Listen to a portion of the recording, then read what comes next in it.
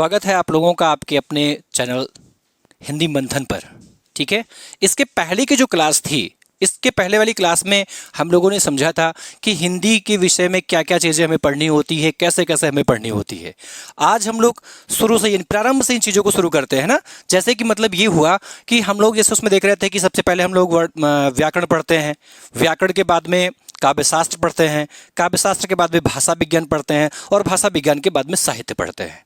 ठीक है, तो शुरुआत के क्रम में वर्णमाला यानी कि आपका व्याकरण स्टार्ट होगा, तो हम लोग सबसे पहले व्याकरण से इसकी शुरुआत करते हैं, जिससे कि आपको क्रमागत में सारी वीडियो दे सकूं। ठीक है, पूरा बेदौर ढंग से आपको पढ़ा सकूं। ठीक है, तो अब हम लोग क्या करते हैं, सबसे पहले शुरुआत जो करते हैं हिंदी व्याकरण की। किंतु हिंदी व्याकरण से पहले हम लोग समझेंगे हिंदी की पृष्ठभूमि कि वास्तव में हिंदी शब्द की व्युत्पत्ति हुई कैसे। ठीक है, और फिर उसको आगे हम लोग बढ़ाते हैं ना। तो सबसे पहले हिंदी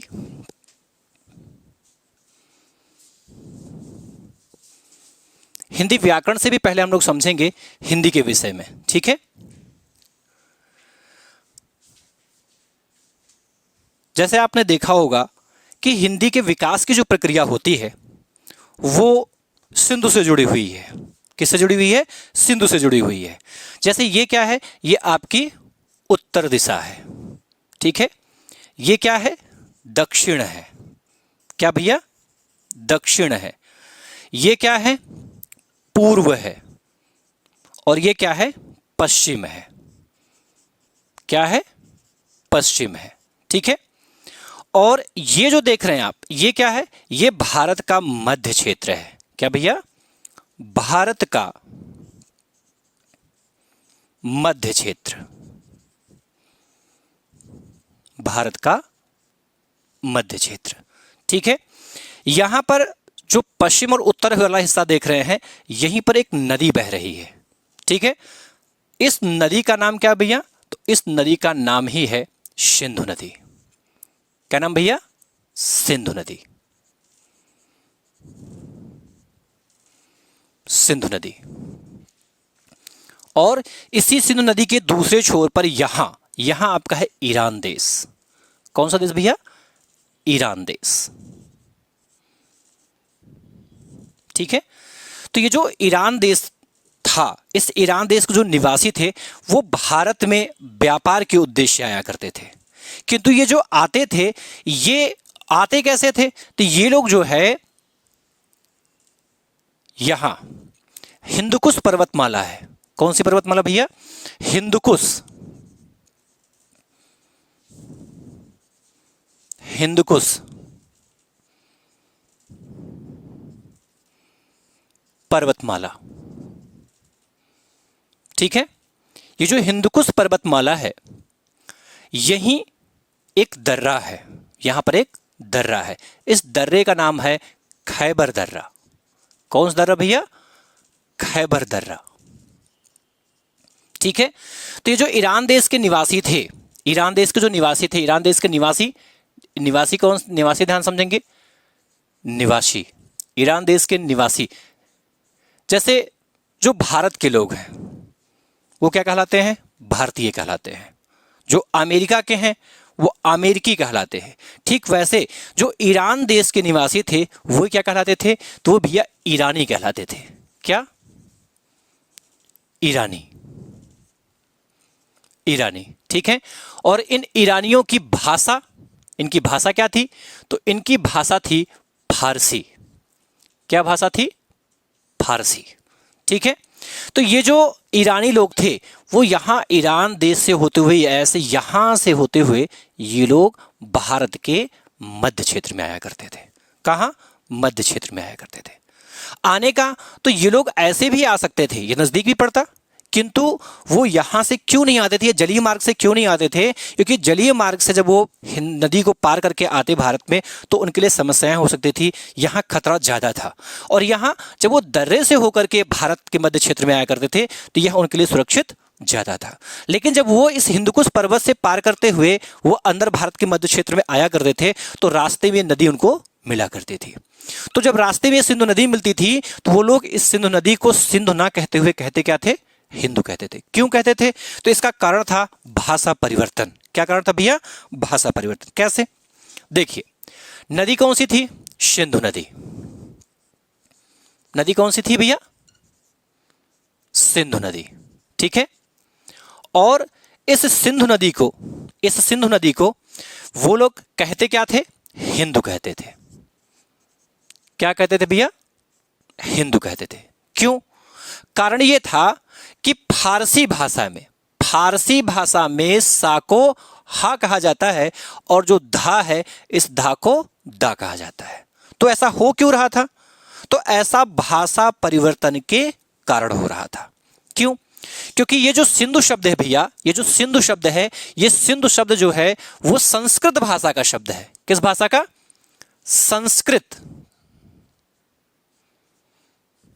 संस्कृत भाषा का।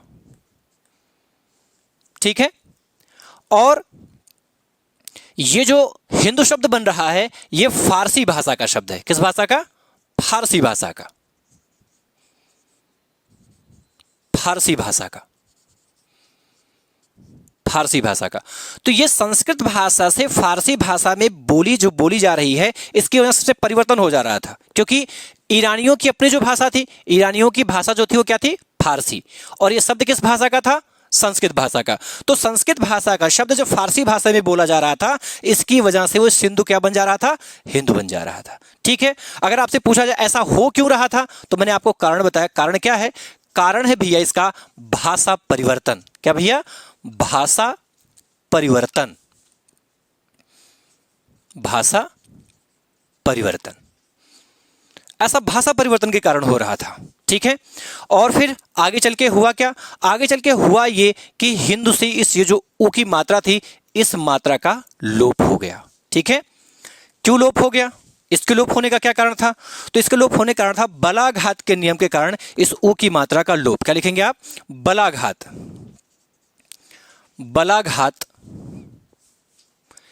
के नियम के कारण ऊ की मात्रा का लोप, लोप हो जा रहा था। ठीक है। और अब बचा क्या? भैया? अब बचा केवल हिंद। क्या बचा? हिंद बचा। ठीक है। ये क्या था? भारत का मध्य क्षेत्र। तो अब इसमें जब हिंद बचा, बाद में हुआ क्या कि इसी में हिंद शब्द में एक प्रत्यय जुड़ा जिसका नाम है ईक प्रत्यय। कौन सा प्रत्यय? ईक प्रत्यय। जब ईक प्रत्यय इसमें जुड़ा तो ये शब्द क्या बना भैया? हिंदीक बना। क्या बना? हिंदीक बना। क्या शब्द बना? हिंदीक शब्द बना। और बाद में हुआ क्या कि इस हिंदी शब्द में ये जो का लगा हुआ है, ये वर्ण आधिक्य दोष के कारण इस का का भी लोप हो गया। किस कारण?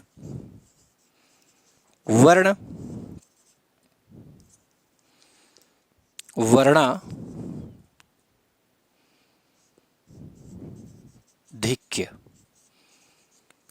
के कारण लोप। और बच क्या गया? हिंदी। क्या बचा भैया? हिंदी। और इस तरीके से इस हिंदी शब्द का जन्म हुआ। अब यहां से प्रश्न कैसे पूछे जाते हैं? यहां से प्रश्न जो पूछा जाता है वो प्रश्न ये पूछा जाता है कि ये जो हिंदी शब्द है, ये हिंदी शब्द की जो व्युत्पत्ति हुई है वो किस शब्द से हुई है? क्या पूछे? शब्द से। तब आपको क्या बताना भैया? हिंदू शब्द से। किससे बताना है? सिंधु शब्द से। ये जो हिंदी शब्द है इसकी जो व्युत्पत्ति हुई है किस शब्द से हुई है? तो सिंधु शब्द से हुई है। किससे हुई है? सिंधु शब्द से हुई है। ठीक है। अगर आपसे पूछ लिया जाए कि वास्तव में ये जो हिंदी शब्द है ये किस भाषा का शब्द है? ठीक है। किस भाषा का शब्द है? तो हिंदी शब्द जो है ये फारसी भाषा का शब्द है। किस भाषा का भैया? फारसी भाषा का। किस भाषा का? फारसी भाषा का शब्द है। और ये परीक्षा आपकी सुपरनेट की परीक्षा में ये प्रश्न पूछा जा चुका है कि हिंदी शब्द किस भाषा का शब्द है? किस भाषा का शब्द भैया? फारसी भाषा का शब्द है। ठीक है। अब इसके विषय में विस्तार से हम लोग पॉइंट टू पॉइंट यहां से समझते हैं, लेकिन उसके पहले आप इसका एक स्क्रीनशॉट लें और फिर इसके आगे की चीजें हम आपको समझाते हैं। ठीक है, ले लिया? चलिए आगे चलते हैं, है ना।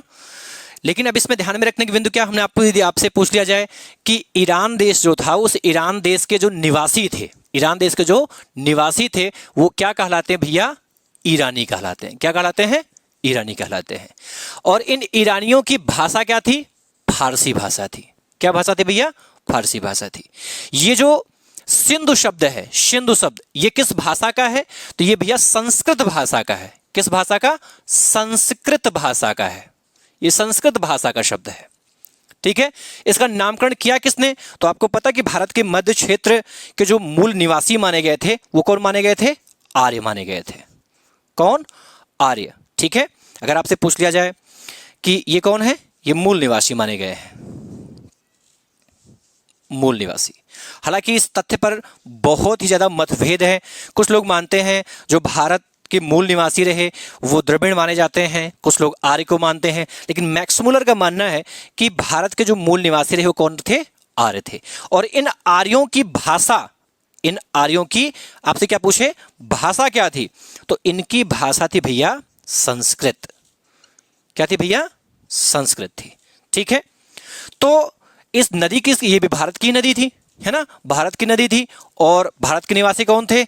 आर्य लोग थे। आर्यों की भाषा क्या थी? संस्कृत थी। नामकरण इन आर्यों ने ही इसका किया था, इसलिए इन्होंने इसका नाम किस भाषा में किया होगा? संस्कृत भाषा में। इसलिए सिंधु शब्द जो है वो किस भाषा का शब्द है भैया? तो संस्कृत भाषा का शब्द है। और ये सिंधु से रूपांतरित होकर के हिंदी में बना है। और ये सिंधु से हिंदू कौन कह रहा था? ये ईरानी लोग कह रहे थे। और ईरानियों की भाषा क्या थी? फारसी। इसलिए जो हिंदी शब्द है वो किस भाषा का शब्द माना गया भैया? फारसी भाषा का शब्द माना गया। ठीक है, अब यहां से प्रश्न कैसे कैसे पूछे जाते हैं उसके विषय में हम लोग चर्चा करते हैं। ठीक है, चलिए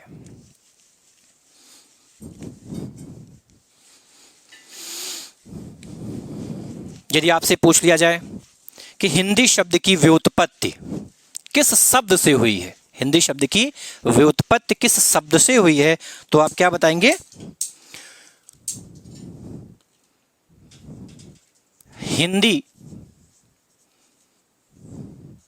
शब्द की व्युत्पत्ति, व्युत्पत्ति किस शब्द से हुई है? से हुई है। हुई है, तो आप क्या कहेंगे? आप बताएंगे उनको सिंधु शब्द, सिंधु शब्द, सिंधु शब्द। ठीक है, आपसे फिर पूछा जाए कि हिंदी शब्द किस भाषा का शब्द है? हिंदी शब्द किस भाषा का है? किस भाषा का है? तब आप क्या बताएंगे? तब आपको कहना होगा कि जो हिंदी शब्द है वो फारसी भाषा का शब्द है। किस भाषा का भैया? फारसी भाषा का शब्द। ठीक है, अगर आपसे पूछ लिया जाए कि सिंधु शब्द किस भाषा का शब्द है?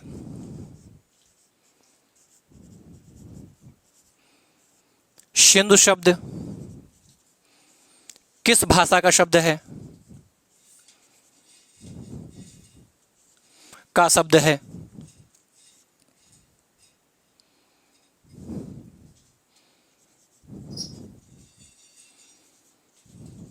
तब आप क्या बताएंगे? संस्कृत भाषा का शब्द।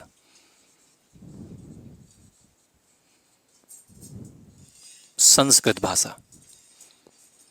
ठीक है, फिर आपसे पूछा जाए कि हिंदी शब्द का सर्वप्रथम प्रयोग किन लोगों ने किया? क्या पूछे? हिंदी शब्द का सर्वप्रथम प्रयोग सर्वप्रथम प्रयोग किन लोगों ने किया?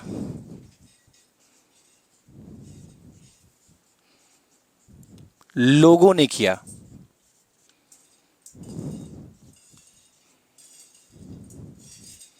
तब आप क्या बताएंगे? तब आपको बताना है ईरानी लोगों ने।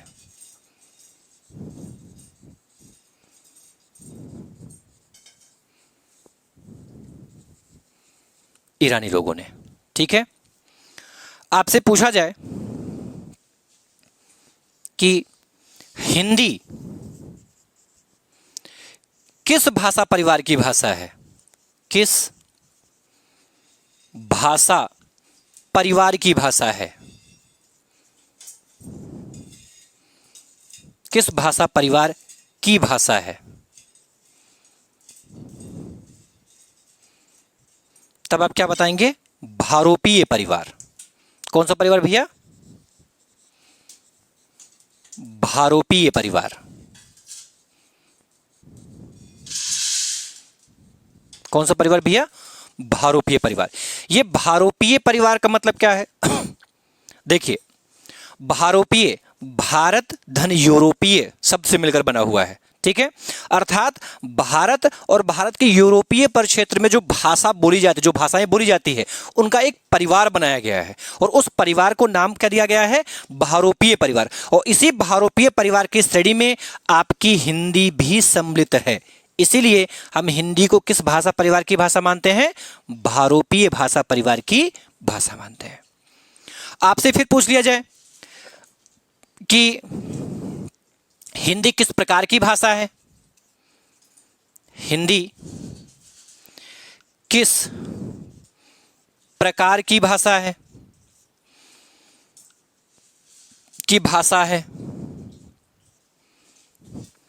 तब आप क्या बताएंगे? तब आपको बताना होगा कि यह वियोगात्मक भाषा है। क्या भैया? वियोगात्मक भाषा। क्या भैया? वियोगात्मक भाषा। अब यह वियोगात्मक मतलब क्या होता है? ठीक है, वियोगात्मक मतलब क्या होता है? तो वियोगात्मक मतलब होता है भैया वह भाषा जिस भाषा के शब्दों को उनके प्रत्ययों से आसानी से अलग किया जा सके, उनको कहते हैं हम वियोगात्मक भाषा। और एक होती है संयोगात्मक भाषा। संयोगात्मक भाषा उस भाषा को कहते हैं जिस भाषा के शब्दों को उनके प्रत्ययों से आसानी से अलग ना किया जा सके, उन्हें कहते हैं हम संयोगात्मक भाषा। जैसे संस्कृत भाषा के जो शब्द होते हैं, उनसे उनके यदि प्रत्ययों को हम अलग करने की कोशिश करें तो आसानी से अलग नहीं हो पाते हैं, इसलिए वो क्या है? तो वो है आपकी संयोगात्मक भाषा। और हिंदी भाषा के जो शब्द होते हैं, जैसे आपको एकदम से अभी अलग करना पड़े, जैसे एक शब्द है वैज्ञानिक। क्या भैया? वैज्ञानिक। और आपसे पूछ लिया जाए इस वैज्ञानिक शब्द में कौन सा प्रत्यय लगा है, तो बस धीरे से बोलिए, इसे एकदम स्पष्ट हो, धीरे धीरे बोलिए। वैज्ञानिक, लास्ट में क्या है? इक। कौन सा प्रत्यय लगा भैया इसमें? इक प्रत्यय लगा हुआ है। और यह शब्द किस भाषा का है? हिंदी भाषा का शब्द है। तो देखा आपने, हिंदी भाषा का जो शब्द था, उस शब्द से आपने इस प्रत्यय को बड़ी आसानी से अलग कर दिया। इसीलिए हम हिंदी भाषा इस हिंदी भाषा को क्या कहते हैं भैया? वियोगात्मक भाषा। मैंने बताया ना कि वह भाषा जिस भाषा के शब्दों से उनके प्रत्ययों को आसानी से अलग किया जा सकता है, उनको ही हम कहते हैं वियोगात्मक भाषा। क्या कहते हैं भैया? वियोगात्मक भाषा कहते हैं। ठीक है, अब इसके आगे की चीजें पढ़ने से पहले हम लोग समझते हैं कि क्या क्या चीजें हमने पढ़ी, कैसे कैसे, इसको एक बार फिर से देख लेते हैं हम लोग। यदि आपसे पूछ लिया जाए कि जो हिंदी शब्द है, इस हिंदी शब्द की व्युत्पत्ति किस शब्द से हुई है, तब आपको बताना भैया क्या? सिंधु शब्द। क्या बताना है? सिंधु शब्द। फिर आपसे पूछा जाए कि हिंदी जो शब्द है वो किस भाषा की है, किस भाषा का शब्द है? हिंदी किस भाषा का शब्द है? तो आपको क्या बताना भैया? फारसी भाषा का शब्द है। किस भाषा का? फारसी भाषा का शब्द है। और यही मैंने आपसे बताया था ना कि ये बहुत ही इंपॉर्टेंट पॉइंट है, क्योंकि ये अभी आपके सुपरटेट का आया हुआ प्रश्न है। सुपरटेट में प्रश्न पूछा जा चुका है कि हिंदी किस प्रकार की भाषा, किस प्रकार की भाषा है। तो ठीक किस प्रकार की भाषा है? वो फारसी भाषा है। हिंदी जो शब्द है किस प्रकार की भाषा है? वो फारसी भाषा का शब्द है। ठीक है। फिर आपसे पूछे कि वास्तव में जो सिंधु शब्द है वो किस भाषा का शब्द है? किस भाषा का शब्द है? अरे भाई, अगर वो ये पूछ सकता है कि हिंदी किस भाषा का शब्द है, तो यह भी तो पूछा जा सकता है कि सिंधु किस भाषा का शब्द है। सिंधु पूछे किस भाषा का शब्द है, तो सिंधु जो है वो संस्कृत भाषा का शब्द है। किस भाषा का शब्द भैया? संस्कृत भाषा का शब्द है। यह भी परीक्षा के दृष्टिकोण से अत्यंत महत्वपूर्ण पॉइंट है, आप इसे जरूर नोट करें, है ना। अब आपसे पूछ लिया जाए कि हिंदी शब्द, ये जो हिंदी शब्द है, हिंदी शब्द का सर्वप्रथम प्रयोग किन लोगों ने किया? तो मैंने अभी ग्राफ में आपको बताया था कि इसका प्रयोग जो किए थे वो सबसे पहले किन्होंने किया था? ईरानी लोग। क्योंकि ईरानी लोग ही तो हिंदुकुश पर्वत पे जो दर्रा बना हुआ खैबर दर्रा, उस खैबर दर्रे को पार करके वो भारत आया करते थे। तो रास्ते में मिलती सिंधु नदी किसको मिलती थी? भाई इन ईरानियों को मिलती थी। और इसीलिए ईरानी लोग ही सबसे पहले हिंदी शब्द का प्रयोग किए थे। ठीक है। फिर आपसे पूछ लिया जाए कि हिंदी का जो भाषा परिवार है, क्या? भाषा परिवार, अर्थात हिंदी किस भाषा परिवार की भाषा है? तो हिंदी जो है वो किस भाषा परिवार की भाषा है भैया? भारोपीय परिवार की भाषा। किस परिवार की? भारोपीय परिवार की भाषा। ठीक है। आपसे पूछे कि हिंदी किस प्रकार की भाषा है? किस प्रकार की भाषा का मतलब ये हो गया कि हिंदी संयोगात्मक भाषा है, या हिंदी वियोगात्मक भाषा है, या हिंदी संयोगात्मक वियोगात्मक दोनों प्रकार की भाषा है। तो आपको बताना है हिंदी जो है वो भैया वियोगात्मक भाषा है। कैसी भाषा है? वियोगात्मक भाषा है। ठीक है। आगे मिटाएं इसको।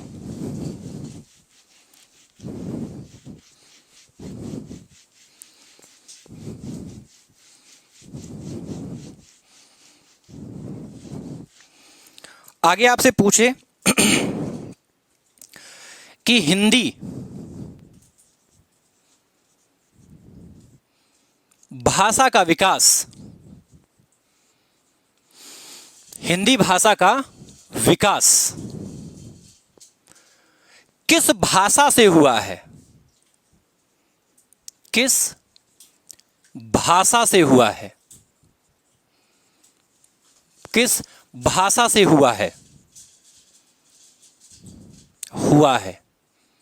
तब आप क्या बताएंगे? तब आपको बताना होगा भैया अपभ्रंश भाषा। क्या? अपभ्रंश भाषा। अपभ्रंश भाषा। ठीक है। आपसे फिर अगला प्रश्न पूछा जाए कि हिंदी की आदि जननी भाषा कौन सी है? क्या पूछे? हिंदी की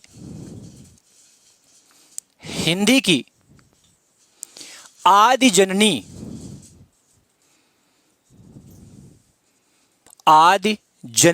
भाषा क्या है? तो हिंदी की जो आदि जननी भाषा है वो भाषा कौन सी भैया? संस्कृत। क्या है? संस्कृत। क्या भैया? संस्कृत। क्या पूछे कि हिंदी की ये आदि जननी भाषा क्या है? आदि जननी, तो आदि जननी भाषा जो होगी वो क्या हो जाएगी भैया? संस्कृत हो जाएगी। ठीक है। फिर आपसे पूछ लिया जाए हिंदी की मानक बोली कौन सी है? हिंदी की मानक बोली, तो आपको क्या बताना है? खड़ी बोली। खड़ी बोली। ठीक है। इस खड़ी बोली को ही हिंदी माना जाता है। क्या माना जाता है भैया? हिंदी। ये इसी का एक रूप है। और ये जो खड़ी बोली है, अगर इसका मुख्य क्षेत्र पूछे, क्या मुख्य क्षेत्र? क्या पूछे?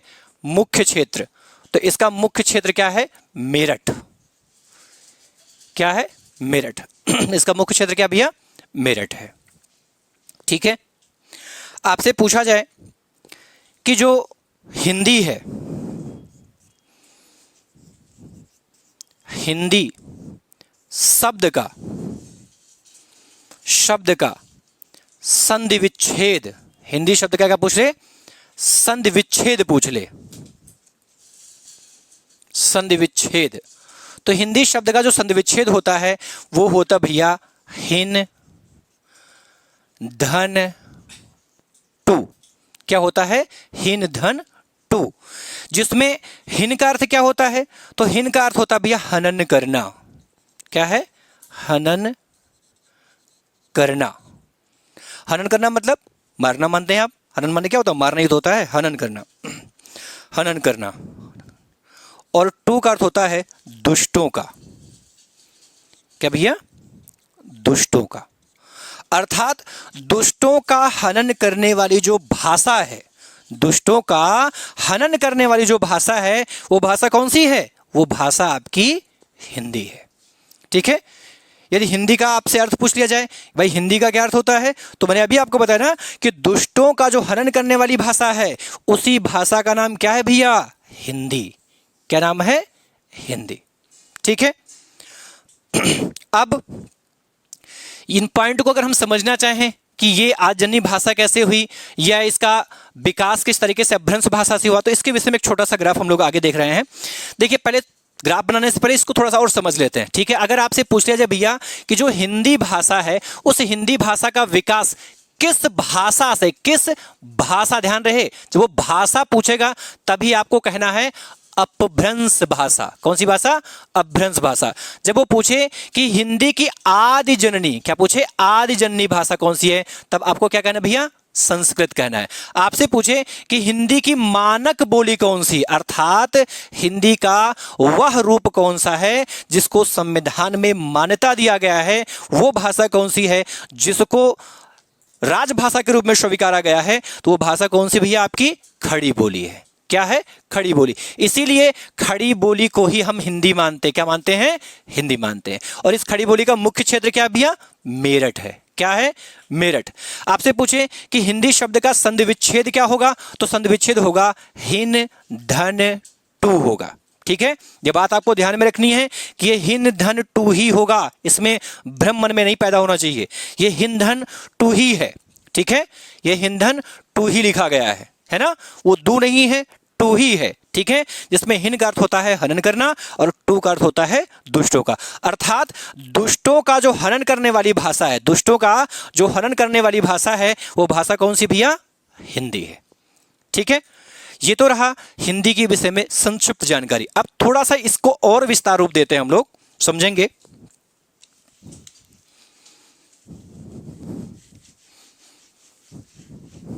बस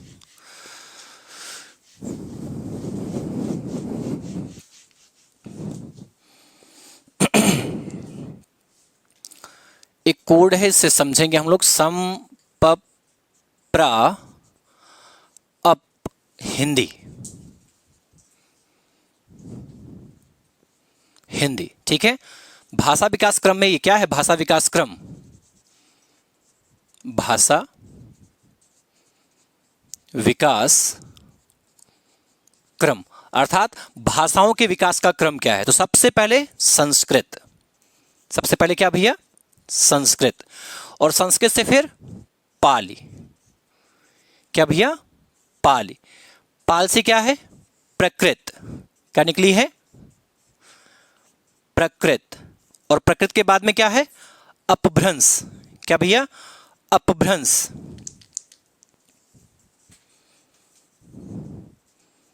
अपभ्रंश। और अपभ्रंश के बाद में क्या है? आपकी ये हिंदी आ जाती है। क्या आ जाती है? हिंदी। ठीक है। आपसे क्या पूछ रहा था उस प्रश्न में? उसमें पूछ रहा था आपसे कि हिंदी का विकास किस भाषा से हुआ है, तो आपको क्या कहना है? अपभ्रंश भाषा से। किस भाषा से? तो अपभ्रंश भाषा से। और आपसे पूछे कि हिंदी की आदि जननी भाषा क्या है, तो हिंदी की जो आदि जननी भाषा थी वो क्या थी? संस्कृत। वैसे संस्कृत सभी भाषाओं की आदि जननी है, इसी से ही सभी भाषाओं का जन्म ही हुआ है। ठीक है। इसलिए इसको हम क्या कहते हैं? आदि जननी भाषा कहते हैं। ठीक है। इसको क्या क्या कहते हैं हम? इसको ही हम आदि जननी भाषा कहते हैं। आदि जननी भाषा। इसी को हम लोग कहते हैं आर्य भाषा। क्या कहते हैं? आर्य भाषा। इसी को हम लोग कहते हैं देव भाषा। क्या कहते हैं भैया? देव भाषा। ठीक है, तो ये आपके समझ में आ गया होगा कि इस हिंदी भाषा का विकास किस भाषा, जब भाषा पूछेगा तब आपको अपभ्रंश कहना है, और जब क्या पूछे हिंदी की आद्य जननी भाषा, तब आपको क्या कहना है? संस्कृत कहना है। ठीक है, तो आज की क्लास में इतना ही। इसके आगे की चीजें हम लोग अगली कक्षा में डिस्कस करेंगे, है ना। अगले क्रम में आपको पढ़ना क्या है? अगले क्रम में हम लोग शुरुआत करेंगे व्याकरण की। ठीक है, तो आज के लिए इतना ही। इसके आगे की चीजें अगली क्लास में। धन्यवाद।